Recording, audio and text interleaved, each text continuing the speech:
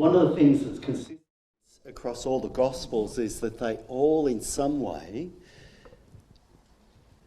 express the church continuing, us as disciples continuing the ministry of Jesus. In Mark's Gospel, he does that by leaving the resurrection story unfinished. In Luke's Gospel does it by, any thoughts?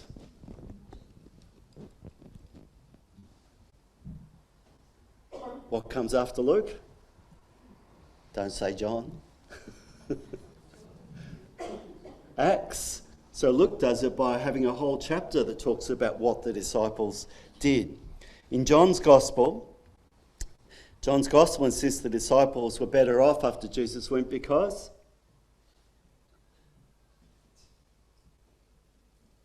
who was coming after Jesus left? The Holy Spirit. So they'd be better off because the Holy Spirit would be with them there to help them with that. Matthew makes a similar point in a couple of ways, reminding people that that Jesus sent them out on mission and that they were not out to just go out and tell people, they would go out and to actually enact the things that Jesus had done. And we've picked that up over the last few weeks. So Matthew is very strongly about the proclamation of the gospel, but also about the demonstration of that. Now, the question was, how did the early church tell when someone was a true prophet or a true disciple? It wasn't always easy because some people went out and they said that they were, but they didn't act like it. Now, they wrote a book to actually help people called the Didache. Have you heard of that before? It's a book of instructions to disciples, and this is what it says. It provides a test of prophets' authenticity. True prophets do not stay 3 days. So remember, they were to stay for a certain length of time and go. They weren't to actually stay a long time because they were prophets. They were meant to move around. True prophets who by inspiration order a table to be set will not eat from it. So they're not someone that will organise a big banquet and they sit at the top of the table and it's in their honour. They are people that service others and provide organise meals for others, for the benefit of others. And this last point, true prophets live by the truth they proclaim. So that was the way early Christians could tell whether someone was a true prophet or not. Do you ever find it sometimes you meet people that their words sound very good, but their actions are not always in the same vein as their words? The words and actions need to go together. Jesus is, in the reading today, encouraging people to be a welcoming community, but also to be doing things for the benefit of others, proclaiming the gospel, but also enacting the gospel in what they did. The cup of cold water was something for them, a cup of water, they didn't have refrigerators, would be something that was life-giving for the people that received that. So what would be the equivalent today? I thought that'd be a good question for the sermon. What do you reckon would be the equivalent for us today of a cup of water, giving a cup of water to people? What would it be? Any thoughts? A cup of coffee, yep. Good way of helping someone, communicating with someone. What else? A handful of friendship. Yep. Elizabeth, you're going to say the same thing? Wow, wisdom strikes twice in different places. Anything else? A phone call, Peter. Yes. Yep. A water bottle. Yes, sometimes, particularly those times where you actually get caught and you need just a little bit of water, that can be a lifesaver, can't it? In all sorts of ways. Anything else? A meal for a meal for someone. I noticed that David Vine had a container outside his door when I went to visit him that was returning the packaging, the meal containers for someone who had given a meal to David. There are ways that we can help and support people. I was thinking about this during the week, and I came across a book that I found interesting, and I wondered whether this is an opportunity for us to actually, in a different way, to give a cup of water to people, the equivalent of. A cup of water is life-giving, it's something that people need. Now, this book by Saundra Dalton Smith, MD, is called Sacred Rest. Recover your life, renew your energy, restore your sanity. Now, I came across it actually through a YouTube, it was a TED's talk where she was talking. One of the things she was saying, do you ever go to sleep through the night and still wake up tired? I do, sometimes, yes. And it feels like you haven't been to sleep. I mean, there are other times where I wake up during the night and sometimes I haven't slept so well. But there are other times where you can just wake up and just feel that you're not bounding out of bed in the way you normally would. She says, this book will help you. Yes, Olga? Sometimes I wake up tired. Do you? Yeah. Yes.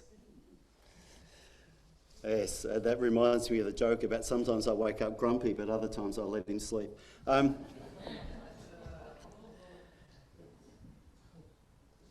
So what she's talking about is there are 7 types of rest.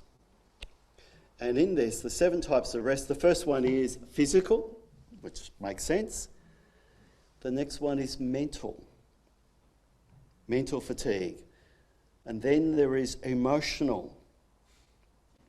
Then social, sensory, creative, spiritual. That's the 7. Now, I reckon if you were talking with someone, you would find every now and again there'd be an opportunity to actually talk to someone about how they're feeling. And if they're feeling, I feel really tired, you can say, I've read a book about that. And talk about your experience of reading the book and what you found about actually being aware of the importance of being creative, the importance of having a rest so that your sensory system is not overloaded, of making sure you're engaging with people and having good social interaction with them, dealing with your emotional life, mental fatigue, of making sure that you actually have some space to rest mentally as well as the physical, but also the spiritual. And what she says about the spiritual is, and this is a summary by someone, a quote of what she's saying. Dalton Smith is clear that you don't need to share her or any faith to incorporate spiritual rest into your life. At the core of spiritual rest is that feeling that we've all had of needing to be really seen, a feeling that we belong, that we're accepted, that our life has meaning. This might come through voluntary work or other activities, or it could come through faith experience. See, we'd have something to share in that area, wouldn't we? But we could broaden it so it's not just a faith-based spiritual experience, but it's actually something broader than that.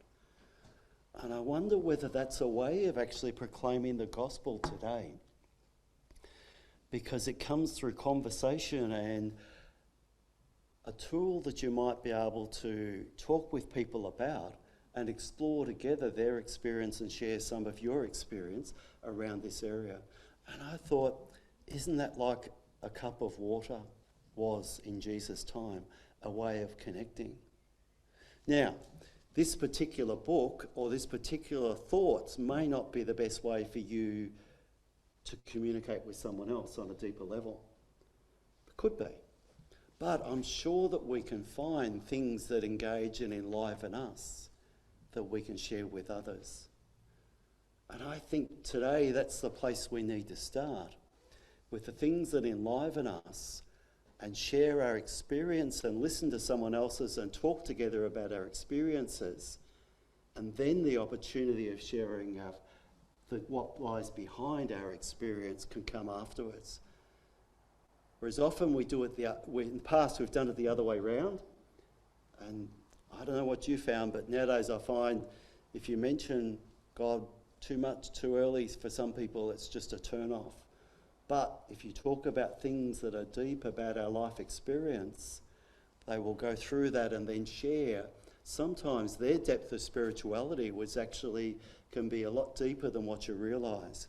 But they've just got a problem with some of the words and some of the experience and even some of the things that we've done in church for a whole lot of reasons. It just does not, as a symbol, help them. I thought there is the example of the cold water that we can share. I've got the book here if you want to have a look at the book. That may be helpful. There's a TED talk that goes with it, and you might find that interesting. Or have a think about the way that you might connect with people. Share with each other what you found is a good way of talking and helping people to open up.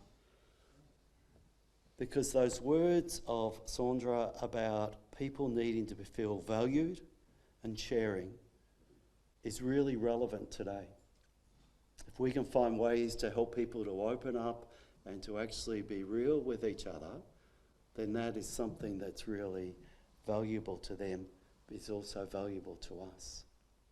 Because the other thing is that Jesus didn't just go out and provide hospitality for people. Jesus went out and shared in the hospitality that other people offered. And I think it's a two-way thing. And we've been so used to inviting people into the church for hospitality, we need to concentrate today more on going out and experiencing hospitality. And it's what we do in that situation that can help us to be prophets, to be people who are listening and experiencing the leading of God, the Spirit at work, and the leading of God with us.